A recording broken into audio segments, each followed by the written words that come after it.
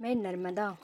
जब गंगा नहीं थी तब भी मैं थी, जब हिमालय नहीं था तब भी मैं थी। मेरे किनारों पर नगर सभ्यता का विकास नहीं हुआ, मेरे दोनों किनारों पर तो दंडकारण्य के घने जंगलों की भरमार थी।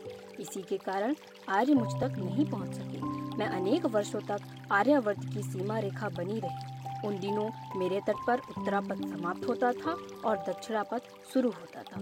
मेरे तट पर मोहनजोदाड़ो जैसी नगर संस्कृति नहीं रही, लेकिन एक अरण्यक संस्कृति अवश्य रही। मेरे तटवर्ती वनों में मार्कंडेय, कपिल, भृगु, जमदग्नि आदि अनेक ऋषियों के आश्रम रहे। यहाँ की यज्ञ वेदियों का धुआं आकाश में मंडराता था। ऋषियों का कहना था कि तपस्या तो बस नर्मदा तट पर ही करनी चाहिए। इन्हीं ऋषियों में से एक ने मेरा नाम रखा रेवा। रेव यानी कूदना। उन्होंने मुझे चट्टानों में कूदते फांदते देखा तो मेरा नाम रेवा रखा।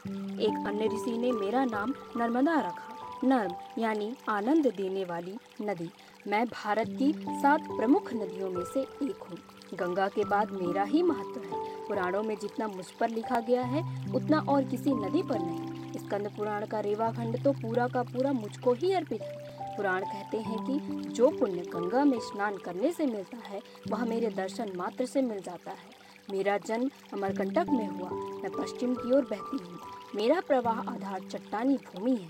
मेरे तट पर आदिम जातियां निवास करती हैं। जीवन में मैंने सदा कड़ा संघर्ष किया।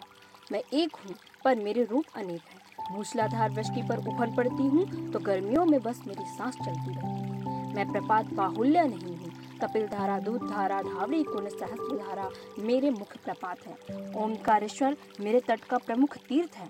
महेश्वर ही प्राचीन महेशमती है। वहाँ के घाट देश के सर्वोत्तम घाटों में से हैं। मैं स्वयं को भारुच में अरब सागर को समर्पित करती हूँ। मुझे याद आया अमरकंटक में मैंने कैसे मामूली सी शुरुआत की थी।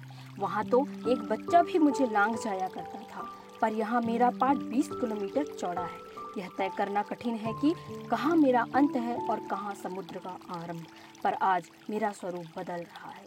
मेरे तटवर्ती प्रदेश बदल गए हैं। मुझ पर कई बांध बांधे जा रहे हैं। मेरे लिए यह कष्टप्रद तो है, पर जब अकालग्रस्त भूखे प्यासे लोगों को, पानी चारे के तड़पते पशुओं को, बंजर पड़े खेतों को देखती हूँ तो मेरा मन रो पड़ता है। आखिर मैं माँ हूँ। मुझ पर बने बांध इनकी आवश्यकताओं को पूरा करेंगे।